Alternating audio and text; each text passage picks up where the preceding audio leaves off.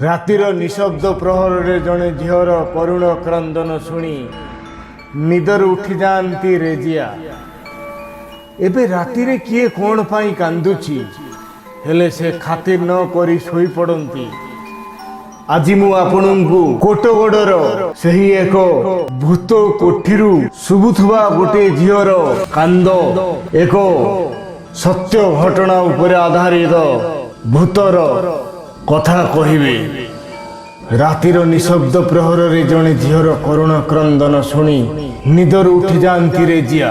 ଏତେ ରାତିରେ କିଏ କ'ଣ ପାଇଁ କାନ୍ଦୁଛି, ହେଲେ ସେ ଖାତିର ନ କରି ଶୋଇପଡ଼ନ୍ତି।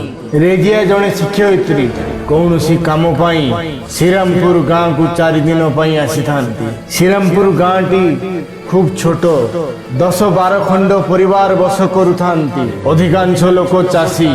ଗୋଟେ ମାତ୍ର ଜମିଦାର ଘରଟି, ସେଇଟା କୋଉ କାଳରୁ ପରିତ୍ୟକ୍ତ ହୋଇ ପଡ଼ିଥାଏ, କିନ୍ତୁ ଗୋଟିଏ ବୁଢ଼ୀ ସେହି ଘରର ରକ୍ଷଣାବେକ୍ଷଣ କରୁଥାଏ।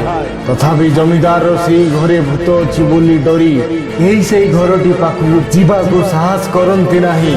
ସେହି ପରିତ୍ୟକ୍ତ ଘରଟି ପାଖରେ ଆଉ ଏକ ଘର ଅଛି, ଯୋଉଟା ସଫା ଓ ସୁନ୍ଦର ଅଛି। ତଥାପି 2ଟି ଘର ପାଖକୁ ଯିବା ପାଇଁ କାହାର ସାହସ ହୋଇନି।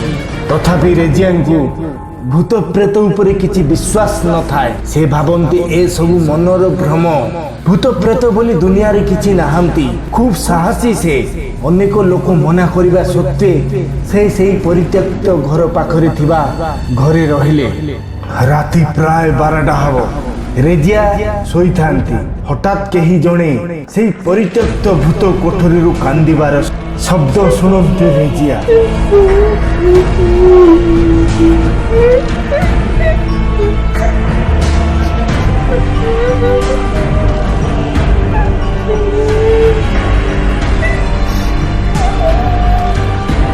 ଗତକାଲି ତ କିଛି ନ ଭାବି ସେ ଶୋଇପଡ଼ିଥିଲେ, ପୁଣି ଆଜି କବାଟ ଖୋଲି ବାହାର ସାରା ଆଖି ବୁଲେଇ ଦେଖନ୍ତି କେହି କୁଆଡ଼େ ନାହାନ୍ତି। ହେଲେ ସେଇ ଭୂତ କୋଠରୀ ପାଖେ ଗୋଟେ ବୁଢ଼ୀ ଲଣ୍ଠନ ଧରି ଯାଉଥିବାର ଦେଖନ୍ତି ରେଜିଆ।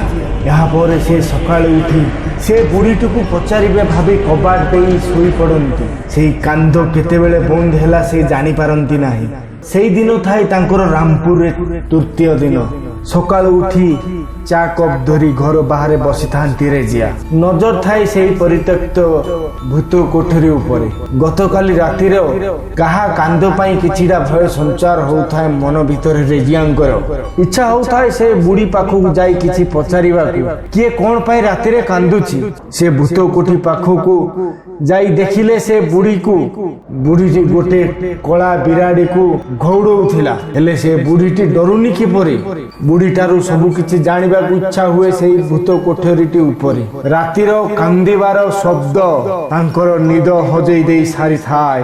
ରେଜିଆ ବୁଢ଼ୀଟିର ପାଖକୁ ଯାଇ କୁହନ୍ତି, ମାଉସୀ। ବୁଢ଼ୀଟି ରେଜିଆଙ୍କୁ ଦେଖି ଭାବେ, ମଣିଷ ଆସୁନଥିବା ଏଇ ଘର ପାଖକୁ ଏହି ମହିଳା ଜଣକ ଆସିବାକୁ ସାହସ କଲେ କିପରି? ବୁଢ଼ୀଟି ରେଜିଆଙ୍କୁ କୁହେ, ତୁ କିଏ ମା? ଏଠାକୁ କାହିଁକି ଆସିଛ? ରେଜିଆ କହିଲେ, ମାଉସୀ, ଆପଣ ଏଠାରେ ଏକା କେବେଠୁ ରହୁଛନ୍ତି? କ'ଣ ଆପଣଙ୍କର ନିଜର କେହି ନାହାନ୍ତି କି? ନା ରେ ମା, କେହି ନାହାନ୍ତି। ହେଲେ ତୁ କାହିଁ ପଚାରୁଛୁ ମା? ଲୋକମାନେ କହୁଛନ୍ତି ଏଇ ଘରେ କୁଆଡ଼େ ଭୂତ ଅଛି। ମୁଁ ମଧ୍ୟ 2-3 ଦିନ ହେଲାଣି ଗୋଟେ ଝିଅର କାନ୍ଦିବାର ଶବ୍ଦ ଶୁଣୁଛି। ତଥାପି ଆପଣ କିପରି ଭୟ ନ କରି ଏଇ ଘରେ ରହୁଛନ୍ତି? ମୁଁ ଆଜି ନୁହେଁ, ପ୍ରାୟ 50 ବର୍ଷ ହେଲା ଏଠି ରହୁଛି ଲୋ ମା। ଆଶ୍ଚର୍ଯ୍ୟ ହୋଇଯାଇ ରେଜିଆ କହିଲେ, ମାଉସୀ, ହେଲେ ଆପଣଙ୍କର ନିଜ ଲୋକମାନେ କୁଆଡ଼େ ଗଲେ?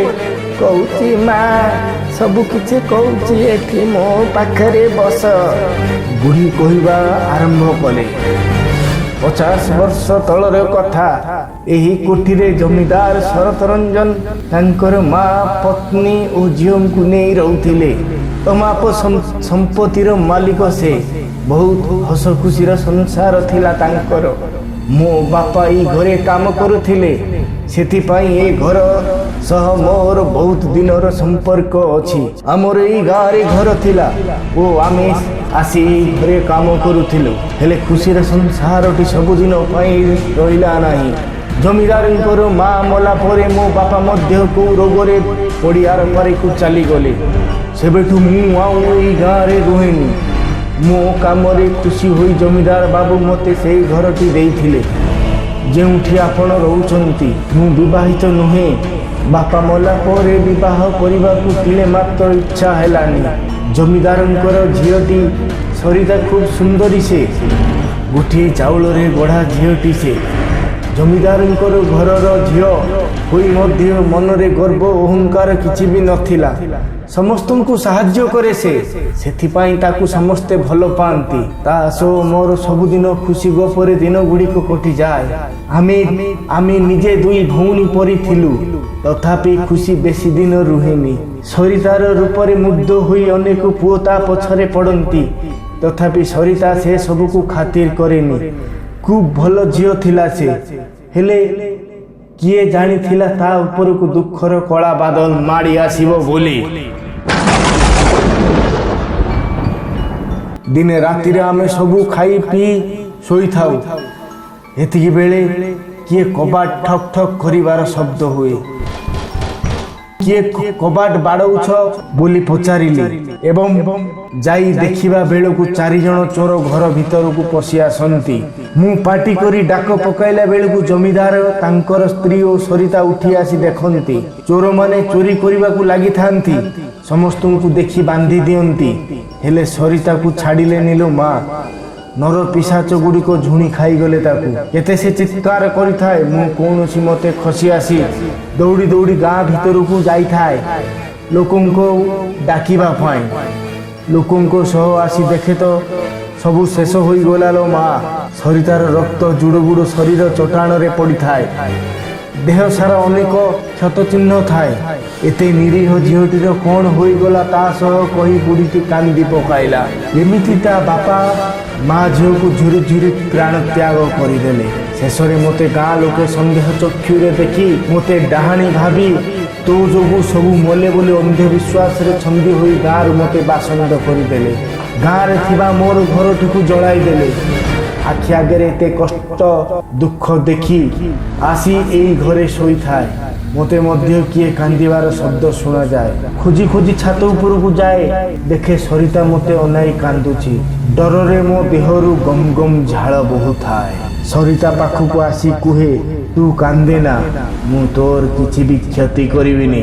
ଆଜିଠୁ ଏ ଘରେ ତୁ ହିଁ ରହିବୁ। ମୁଁ ତୋ ପାଖେ ପାଖେ ଅଛି।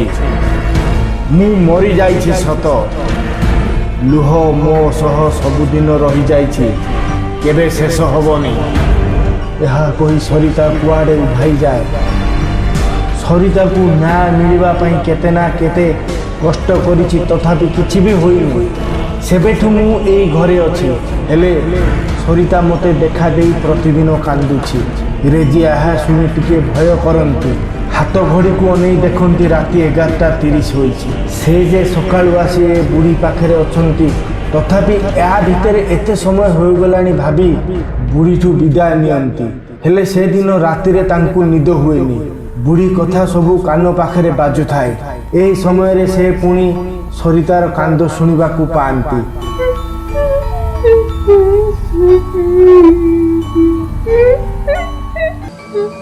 ସେଦିନ ରାମପୁରରେ ତାଙ୍କର ଶେଷ ଦିନ ଥିଲା। ସକାଳୁ ଉଠି ଯିବାକୁ ବାହାରନ୍ତି ରେଜିଆ। ସେ ଘରଟି ପାଖକୁ ଯାଇ ବୁଢ଼ୀକୁ ଖୋଜନ୍ତି, ହେଲେ ପାଆନ୍ତି ନାହିଁ, ଫେରି ଆସନ୍ତି। ଗାଁ ଲୋକଙ୍କ ଠାରୁ ବିଦାୟ ନେଇ ସେଇ ଭୂତ କୋଠରୀ ବାଟେ ଗାଡ଼ିରେ ଗଲାବେଳେ ଦେଖନ୍ତି ରେଜିଆ ବୁଢ଼ୀଟି ତାଙ୍କୁ ସେଇ ଭୂତ କୋଠରୀ ଝରକାରୁ ରେଜିଆଙ୍କୁ ନିରେଖି ଚାହିଁ ବସିଥିଲା।